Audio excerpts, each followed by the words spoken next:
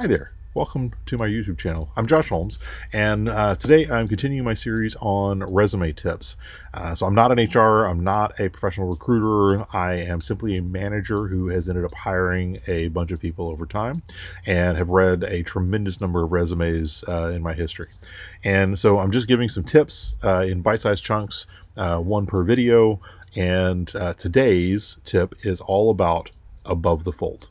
Right. So above the folds is if you remember newspapers, when they were folded up and they were sitting in a stack, that top newspaper, you could only see the top half of the front page. That's called above the fold. Right. So that's the section that somebody can read without having to do any extra work.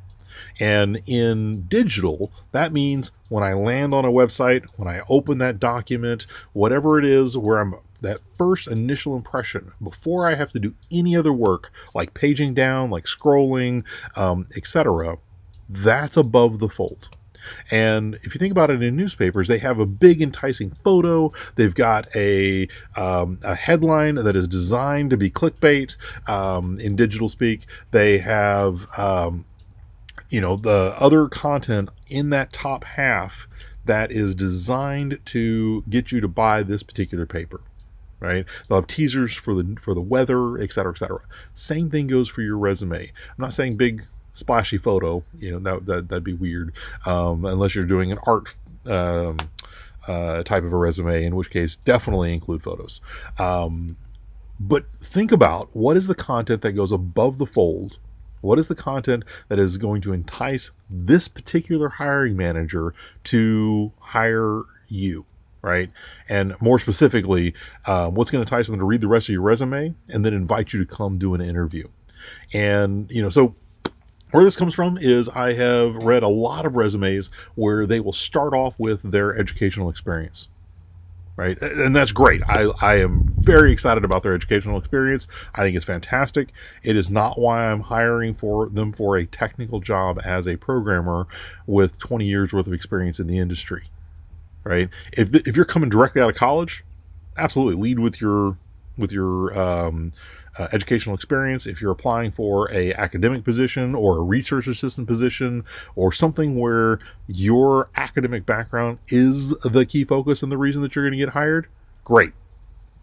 Make sure that's at the top. Outside of that, definitely include it. You should include your educational experience. It's very important to include that on your resume. However, put that lower, below the fold. What is above the folds? Is that your executive summary? Is that a breakout of your technical and or soft skills? Is that what is it that is really going to entice that hiring manager to read the rest of your resume and invite you to come to an interview? That's the content you need above the fold. A lot of that is wasted with somebody's personal address, their other detail. That doesn't entice me to come hire you and read the rest of your resume. What does is the information that you find most important to you that applies to this exact specific job. For me, I'm looking for what are their top skills. What is their executive summary, and how does that tell me, are they a driven person that is, seeking to better themselves and seeking to make that next step into a fantastic career, et cetera, et cetera. So those are the top things that I want to see. And then your job experience and how does that relate to, again, the job that you're applying for. So that's the tip for today, and we'll catch you next time. But feel free in the meantime to subscribe to this YouTube channel. You can go to my blog, joshholmes.com, or follow me on Twitter @JoshHolmes. Thank you.